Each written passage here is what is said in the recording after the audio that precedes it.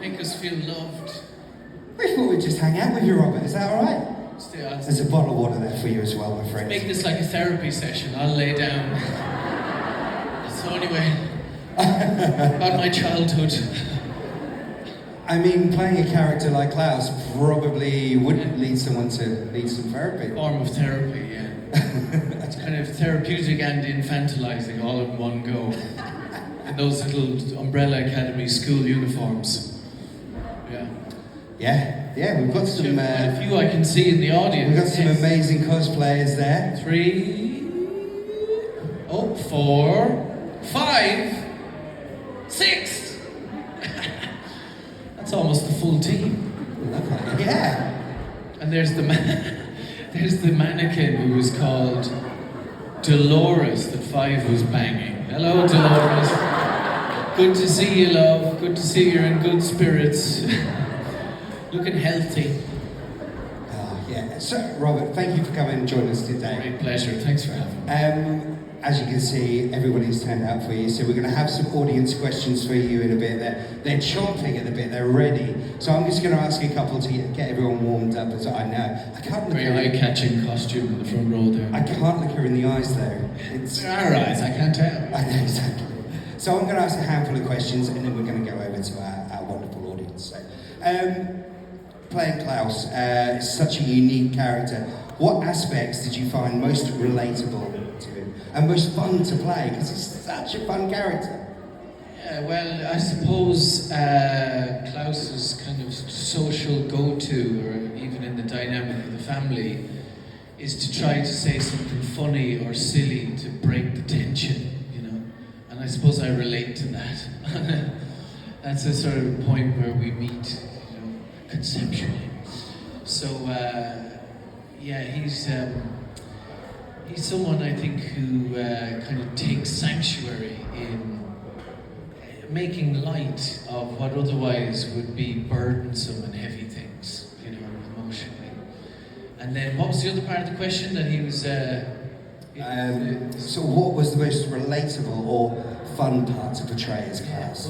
Well, you know, Umbrella Academy, despite its kind of big, ambitious, technical nature and rigorous schedule, they were very indulgent with not just me, but all of the cast who wanted to play around and try things and, you know, be a bit sort of improv. And that's really, really fun because it's not always the case. Sometimes on especially big scale things, they can get a bit allergic when you start going off the map. They're going, it's wasting time. It's freaking everyone out. Could you stop doing that, please? You know, this script has been approved by 1,500 people, executives, and now you're saying new words that none of us recognize. But they weren't like that on Umbrella. They were really good, and I had to kind of go in and remind myself of that every day, because stuff at this scale, you know, such a visually ambitious show, CGI, all them things, you know, that kind of creates boxes when you're on set within which you have to stay. And so I had to kind of remind myself every day to try to be free, you know, to try to find freedom within the parameters that they were giving us, you know. So it was great fun, you know, it was great fun, it really was. It was funny, you know, the first season was so, because nobody knew kind of what the show was yet and whether or not it would be a success. There was an enormous freedom to the first season. In the second season, because the show had been really successful, suddenly you could feel the kind of clammy hands of the corporate network who owned the rights to the show going, you know, and the sort of trickle-down anxiety, to be honest with you, that we all had to kind of have our fun in spite of. But we went through that kind of phase and sort of tried to sort of weather that, you know. I mean, I think I'm speaking for myself here. I can't project onto anybody else. But, you know, we kind of had to learn how to enjoy the show after it had become a success, you know. Because I think once they had a success on their hands, they were very like, don't change anything. Wait, fire that person. Wait, that person threatened to fire them, but don't actually fire them. You know, there was a sort of strange climate of fear when we came back from the second series. You know, that's the truth. But we kind of went through that. The show relaxed again, and we kind of found the new levels. And then the third season of it we did in the height of lockdown, you know, which was another challenge in itself, because again, you know, I don't know if he experienced this at work, but some people really took to the restrictions with gusto, you know. Some people really found their new police positions like very exciting, you know, a shred of authority over their fellow man, and they're wagging their finger at you. So that was like boring as all hell. I remember there was the first week, and there's a scene where the Sparrow Academy in Series 3 show up, and I walked onto set with a little box of popcorn like that, and I swear to God, it was like I'd murdered someone, you know. It was just like, will you fucking relax, will you? Jesus Christ. But there was just this like, you know, frantic energy. But that's the thing, you know, that's the nature of bigger things. It comes with like more to lose, you know. So you kind of, some days you have your fun in spite of it. But generally it was great crack.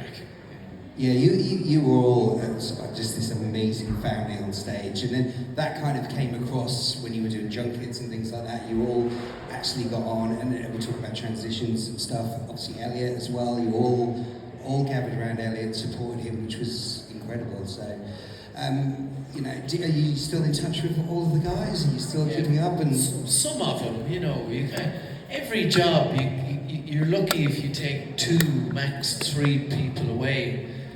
As in people who you can bother in the dead of night, you know, go, I need a favour.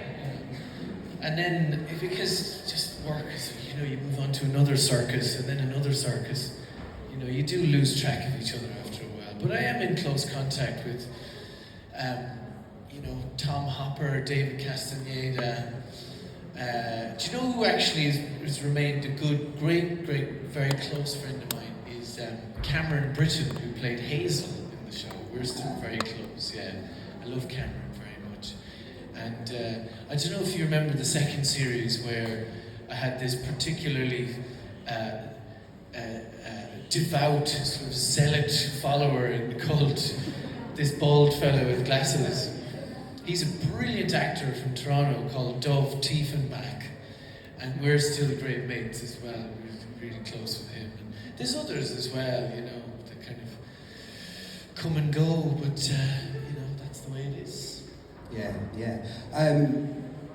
Klaus is, I mean, he's fully on a journey through this show. Was there any parts of the script that really shocked you when you saw it? You were like, oh my gosh, I get to do this. Like, was there any standout moments at all? I mean, standout moments for you, for Klaus? Yes, Jesus, I mean, there's so much went on in the show. You know, went through a lot. Every moment, you're like, oh. Here's an interesting bit of trivia for you, actually, because the show is finished now and everything, but the original plan when the show was in development and stuff was that Klaus in this first season, he starts hanging around an old folks' home, right? And particularly this older Vietnamese woman, right? And the sibling, here's an alternative timeline for you, right? Where the siblings are like, what's he doing? Why is he still hanging around with this, you know? And then it becomes clear that this woman is his daughter, right? And then, you know, we see, I don't know what the sequence of storytelling was, but the idea was that he'd had this love affair. And then around the beginning of, around quite close to starting filming, Steve Blackman, who's the showrunner of the show, was like, I think, you know, instead of he has an affair with this woman in Vietnam, perhaps it's a GI called Dave. And you're like, you kind of got to go with the best idea, you know. And that did seem like, yeah, that's fucking mad, you know. And so that became the thing. So that was an interesting kind of like, wow. And that is one of the highlights of speaking to people who enjoyed the show, is the kind of that sort of Vietnam love story with Dave, you know. So it was definitely the right idea. Yeah, amazing. I mean, myself, I'm a comic book guy, so I read the original comic. What's your go-tos? What's your top three? I mean, I'm pretty standard when it comes to DC Comics, Batman, all of that kind of stuff. My superheroes. But I did read the Umbrella Academy and the spin-off series. The show took sort of went sideways into different ways. It didn't quite go the same way as the comic books, which we know can't always happen. And the show was amazing in itself. But were you aware of the original source material? Have you read it yourself? Yeah. What's on Gerard Way's sort of writing? Gerard Way, what? Gerard Way's writing of the original comics. It's complex, isn't it? You know, there's a lot going on in them comic books. You know, my head was spun, especially the Dallas one. Dallas is brilliant, yeah. I was like, what the fuck is that? I had to read it 2 or 3 times before I understood what was happening. But yeah, I really love the comics. They're so rich. The comic booky lore, you know. And I think Steve did a good thing where he took, you know, all those floating characters and those, you know, the tentacles.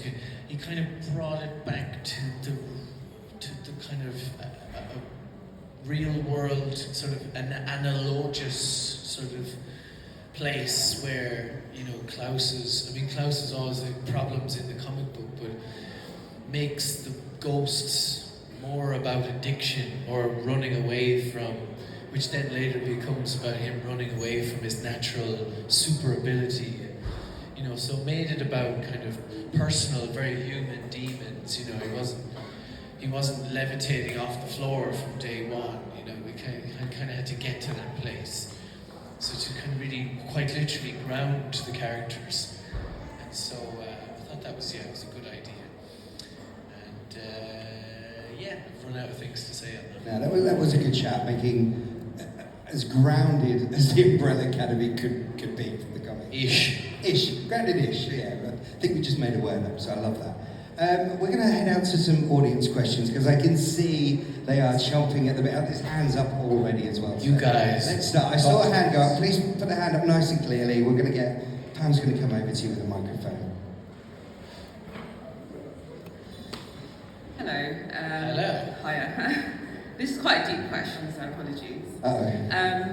I think everyone has a concept on what fame is, right? And for I'm me, still trying to figure it out myself. So, I guess my question is, what was your thought on fame prior to becoming successful? And did it live up to that expectation, or actually it's completely different to what you thought initially? Because I think everyone has an idea, right? But once you're in it, it's a bit different. Wait, when you said what was my thoughts on fame prior to Being successful. Oh yeah. Well, I was fortunate in the sense that fame happened kind of incrementally for me, you know. Like for example, around the time of Misfits, you know, that came out, people loving that, you know. And at the same time, this sort of gangster criminal series came out in Ireland called Love Hate. But Love Hate was massive in Ireland. It was like nobody kind of expected the success, sort of the scale, I think, of success that Love Hate brought in Ireland specifically, you know. So Ireland was a kind of fame petri dish for me when I was in my early 20s. Suddenly I became very, very famous. And at first I thought, well, I can't live like this, you know. So I was living in England, and I thought, well, you know, I'll drop back to Ireland, you know, kind of duck and weave, and that'll be my life. I'll live in the UK, you know. And that's a natural reaction, I think, for something that's so upending, you know. You sort of think, whoa, like this, you know. And it took years, and then Netflix fame was a whole different level of fame, because it's kind of global TV style fame, and it was, again, it shouldn't have taken me as by surprise as much as it did, but it did, because I think the way people, especially like when a show is big on Netflix, these days it's for about 10, 15 minutes, you know, which is good, you know, as an actor, because, you know, the people move on to the next thing, and it's nice, and kind of you're current, you're in the, you're like, hey, you're doing the thing, and then you're not, you know, you're less current, people are interested in Anya Taylor, Joy, or Stranger Things, or whatever comes after. And, but people suddenly change, you know, the kind of, the intensity to which people were approaching me in public, and I sort of went through a bit of a phase of like, oh God, life will never be the same again, oh woe is me, you know, until I had to kind of have a sit down with myself and go, but at the same time, Rob, this is what you've been working towards your whole adult life. Not to become famous, but you know what I mean? It's not as if, you know, one can exist without the other. And there's a bit in my book about it where I had to ask myself, is it possible to enjoy being famous? Is it possible to embrace it wholly and actually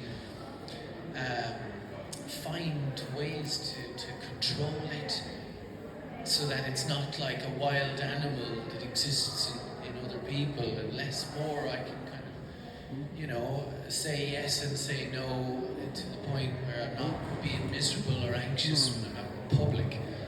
And that turned out to be true, you know. And that kind of led, I think, to me moving back to Ireland as well. Now I'm like, honestly, I'm like, I wouldn't say the mayor of Ireland, but I'm definitely like the deputy mayor of Ireland, you know. And I love it. I love it now. I really do. It's brilliant. People sidle up to you in Ireland and go, all right, Robert, you know, and they, like, you know, like we've always known each other. And I think after living in big cities where, you know, people just by sheer population density can't be quite as available to one another, I found that really refreshing, breath of fresh air.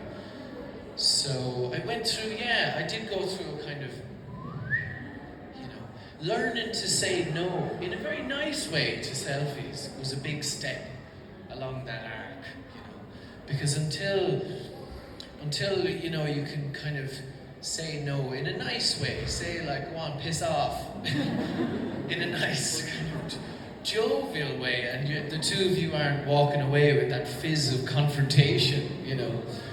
That was a big step towards feeling like you're more in control of fame, you know. Learning little tricks, you know, where you go, oh, listen, it's past my selfie time, do you know what I mean? Like, you know, so I talk to my agent, it's not my fault, do you know what I mean? I've got selfie fatigue, go on, get out of here, give me a hug, piss off, go on.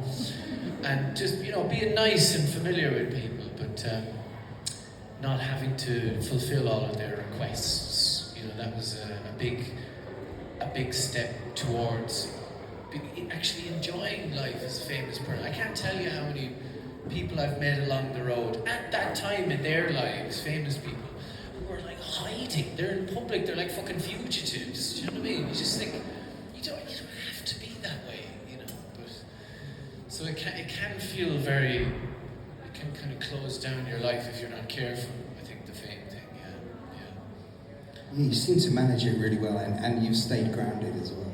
Yeah. You know, where else would you be? I think we're going to take a question from over this side, Tim. One of the Umbrella Academies. Hi, this might seem like a bit of a basic question, but I was wondering if you had a favourite song from the soundtrack of Umbrella Academy?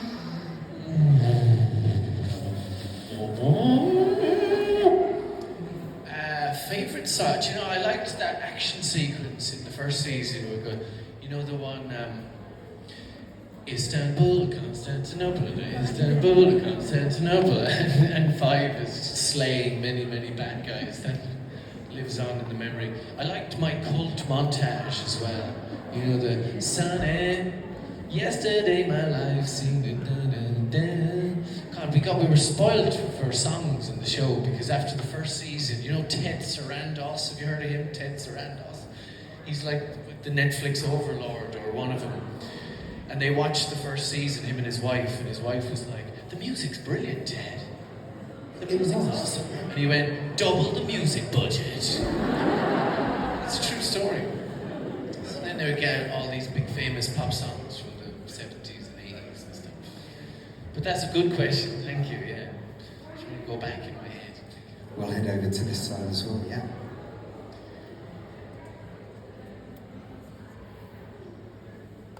Sarah Shea, how are you, love? I'm alright, thank you. There's a question from the Sheehan. The Sheehan, yes. Yeah. If you're all not subscribed to the Sheehan on social media, please rush to your phones now. I'm going to read it because I wobble my words.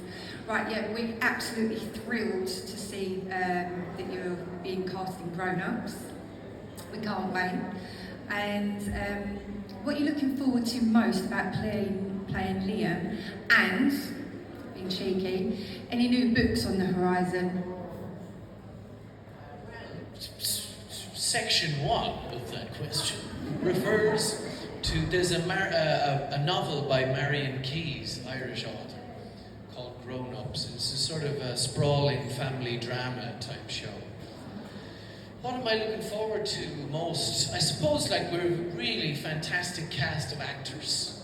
And we have, I don't know if you saw this film that came out recently called The Ballad of Wallace Island. It was a sort of an indie hit film that came out, a UK film, with Carey Mulligan and the comedian Tim Key and a few others. But the director of that is a guy called James Griff, and he's our director, So I think it's just honestly getting to work with and watch these people do their thing, because Barry Ward, Sarah Green, Aisling B, Adrian Dunbar, Sinead Cusack, it's a really fine pedigree of actors to be involved with, So I think it's just really getting to play around with that level of quality. That's genuinely what I was most excited by, really. And honestly, the scripts are fantastic. They're really, really, they're brilliant scripts. There's so much detail and meat and potatoes in them, And every time you go back to them, you find something new. And so it's a real embarrassment to riches, And section 2 of that question. Oh yeah, books. No, I'm knackered from writing. But I'm writing away more for the pleasure of it, more for as a hobby, and when the strange voices in your head come up with something good, you always just write that down, just in case, So yeah, just writing away, but more just for pleasure, really, at the moment. Yeah. Thanks, Sarah. Great question, thank you very much. Excuse me, is this He's heading right out to the back of the street. Hello. Hi. I was wondering if there's anything of Klaus's that you stole from the set. Yes, many things. Many stolen articles of clothing.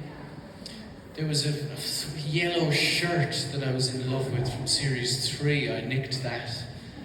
There was in series 4, do you remember when Klaus gets buried alive in a pet cemetery?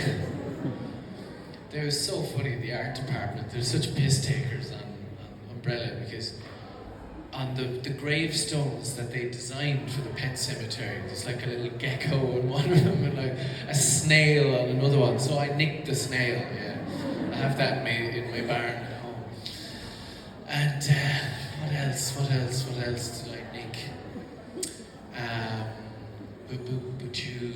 Let me think there. I can't think of anything else. It's the thing, my head's like a sieve for this kind of stuff, for this sort of trivia. But there was, it wasn't so much Klaus stuff, but it was just things around the set, Because the art department, the amount of detail-oriented stuff they created was incredible. All the Hotel Oblivion / Obsidian stationery and business cards and, things with letterheads on them and beautifully made things. So I was always kind of nicking small bits and pieces around the set. Yeah. We'll see the handler in the audience today. That's a pretty awesome costume. Yeah. Great question, by the way, as well. Thank you. Thanks for that question. Hi, Rob. Hello.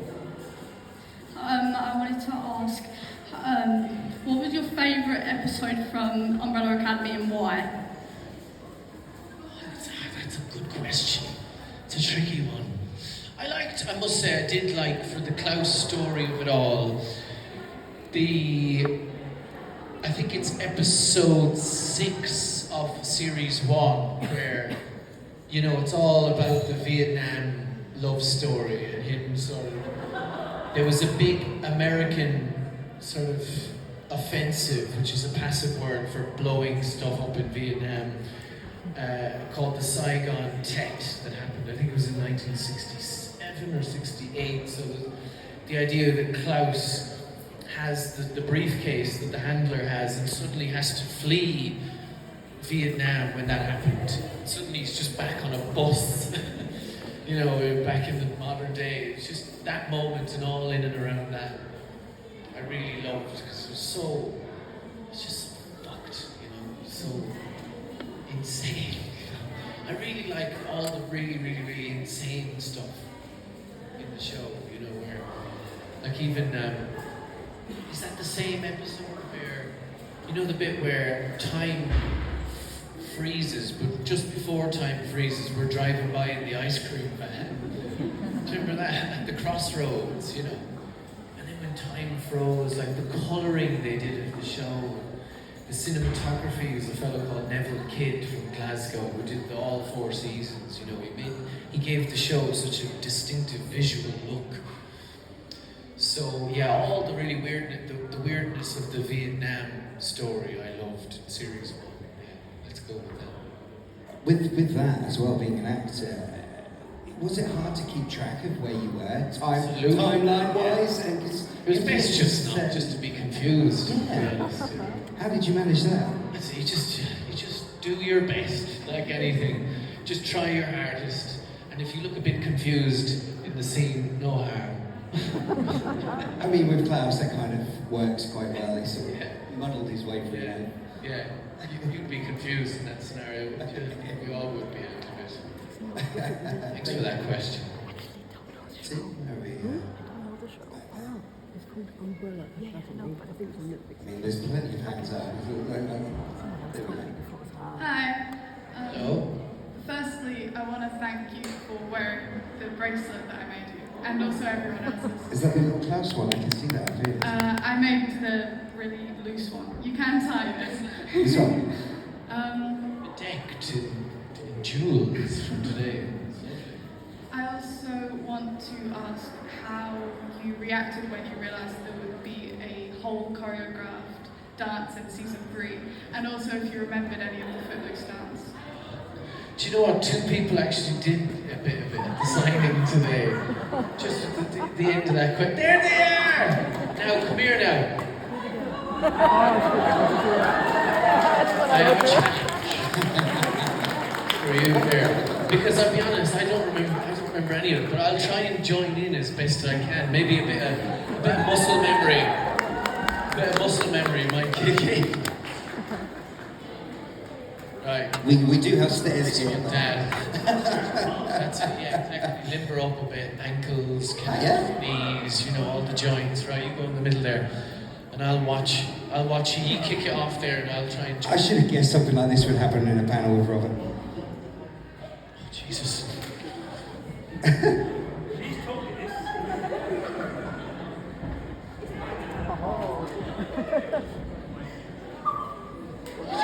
good. Someone put Footloose on your phone, quick! I remember that bit.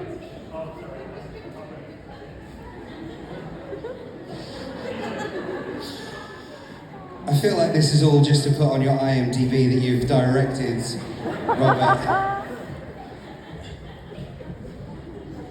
Yeah, I think we're there. Yes, you are dangerously close. Right to the end.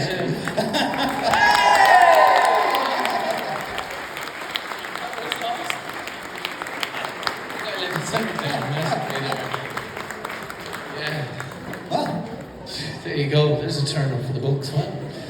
And in terms of that dance, yeah, we were kind of sort of told right after we got into quarantine in Toronto. So we rehearsed the first few days of it, like on a Zoom call, like that. You know, kind of going, oh shit, it's frozen, oh balls.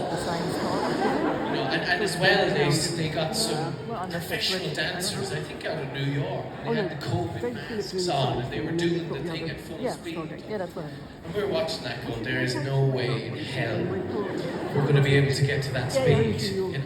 But we kind of did in the end, you know, like after way too much rehearsal. Right. Emmy Raver, who plays Alison, she does a lot of musical theatre. And she remembers saying, like, a couple of weeks into the rehearsing of that dance, she's like, I have done entire musicals in the time that they've given us to rehearse this 2-minute dance. You know? It's like, you know, shocking. Great question. That got a literal dance up on stage. Added bonus there. Brilliant. Thank you. Pat, would you?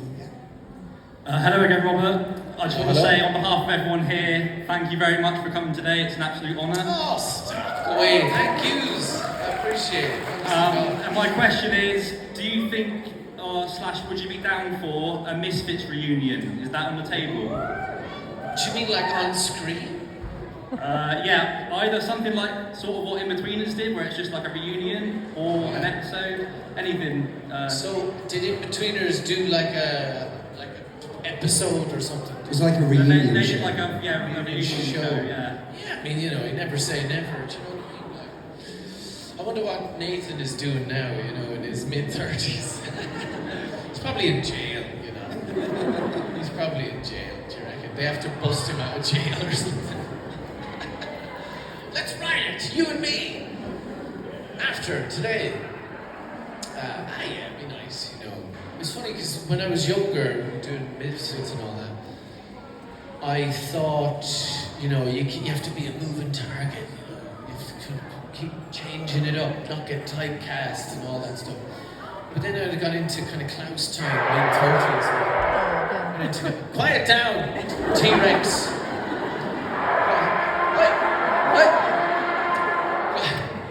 The idea of playing the same character throughout my life became more appealing. You know, the idea of revisiting, you know, Klaus when he was 50 or something. That idea started to become interesting. So yes, to your question, why not? Sure, absolutely. And we probably have time for one last question or two, maybe if they're quick ones. So we'll go over to tea. If it is the last question, make sure it's a good one. No pressure. Hi there. Hello. Firstly, I know we're about the same age, but please can I adopt you? Yes. Yes. You can fill out the paperwork afterwards. Brilliant. And second of all, do you have a dream character that you would love to play? Oh. It's a fair question, but the answer, it's a very dull answer, but the truth is no, not really. You know, I'm not a fan of biopics, to be honest with you. I couldn't tell you one biopic film I watched where I went, well, that was pretty good. You know, they're all a bit like, oh, glimpses of a life. Wasn't it great? Oh, and everyone in biopic films, they know what's going to happen before it does. Do you ever notice that? They're like, oh, that riff's going to be big. You know, it's just like so self-aggrandizing. I find them obnoxious. But in terms of a rehearsal, I don't know. Maybe I play a jockey. They could shrink me down, a la Lord of the Rings. You know, I could play a jockey at the Grand National at Newbury Racecourse. But to be honest, no. You know, I did like. There's no like. I suppose it's like, is there a character you play? Kind of just gotta. Do you know what I say to you, right? I'm writing scripts at the moment, you know, just for the laugh, see what kind of, you know, with a few different people. And so that's become the dream now, to be able to write stuff for myself. So, it sounds profoundly selfish, but that's the dream, that's the aim. Thank you, my love. My mother, adopted mother. We will squeeze one last quick question. One more. So, Pam, do the honours. What was your favourite season of Umbrella Academy to film? Oh yes, Right. season in Umbrella. Probably season 1. Season 1 was good. We were kind of new and a bit rough and a bit sort of, we didn't know what we were doing. It was a sort of, there was a kind of an anarchy to it, you know. And that was, yeah, and it was my first stint in Toronto. It was just all very kind of new and sparkly and exciting. So, yeah, probably season 1, I'd say. Probably season 1. What do you reckon? One last question as well? One little time? Go on, as you're asking. Thank Robert, you for that question. I'm going to let Robert pick the person as well. All right, there's been a lot of pointing to this girl here. Yeah? I think we should go with this young lady here. Yeah, exactly. Yeah. Yes, you're a good self. You're a good self. Yeah, you. Hello. In your book, you talk about how meditation helped you with your feelings. Did playing clouds help you understand better your feelings? Well, do you know, yeah, the question was about meditation and how it related to Klaus, and did Klaus help me to sort of discover things about my own self, kind of thing? I think so, a small bit, because around the time of the Klaus Series 1, I was doing a lot of sort of meditation alone in a darkened room, you know. There was a lot of it. It was, it had gone from like, oh, this is unpleasant and awful. Oh, I don't want to think about that. Oh, to having earned a little bit of spaciousness and peace and quiet within, you know, to the point where I think I brought that into Klaus, definitely. I started noticing where I was limiting myself more, you know, going, oh, I can't possibly push it that far, you know, in terms of expressiveness in the acting of Klaus, or perhaps if there was like a, you know, that feeling you get when you walk into a crowded room and you kind of feel yourself sort of socially shrink a little, you know, and how that feeling, which has absolutely no business in an actor's body, but unfortunately it is there like everybody else's body, really helped me to deal with all of that and to kind of dismiss it really in a way, because I suppose the will, the focus, the intention, whatever we are, the pilot of our lives, had gained a little bit more authority up against the unconscious inner child things, you know. So I sort of garnered a bit more control over my kind of instrument, if you will. So yeah, there's a bit about that in the book. There's a kind of there's a bit about Klaus and into the fame, and then there's a chapter about the relationship between meditation and acting, because I've become really fascinated by that, and yeah, writing about that stuff here and there, you know, because it is. I feel like it's a bit of a big gaping hole, a big elephant in the room in terms of what could be an enormous addition to acting training, or even just practice to gain a greater sense of control and what's the word I'm looking for? Not ambition, but like expansiveness around what you put in front of the camera, you know, because that's all there is. You're just a sort of a being of light sitting in front of a camera going, well, I don't know, you know, what did you say something, and I say something, you know. And so meditation is really nice because it sort of makes the body into a kind of mist. Not to get too far too far into the weeds of it all, but it has been a really incredibly life-changing, reality-changing practice that has unfolded, and it was unfolding in a very, very nice way around the beginning of season 1. So I was trying all these different visualization experiments and things with acting. So, and I think, you know, in secret, that a lot of that stuff, like, people really responded to Klaus, and I kind of took that as a sort of validation to the kind of the exploratory instinct that meditation brought with acting. So, you know, for all that, I'll stop waffling on meditation. I think that's enough. But what a great question, and what Thanks very much for that. kind of good for meditating and stuff, for life in general, right? General. But thank you so much. That does bring us to the end of our panel. Can't wait to see you back on Netflix, mate. It's going to be awesome. Comic Con Connections, please make some noise for Rubbish!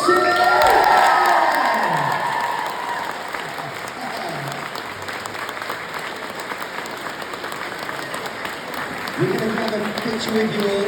I said, can we grab a picture? You're not going to say F off or anything? Never know. Right, let me just grab my phone.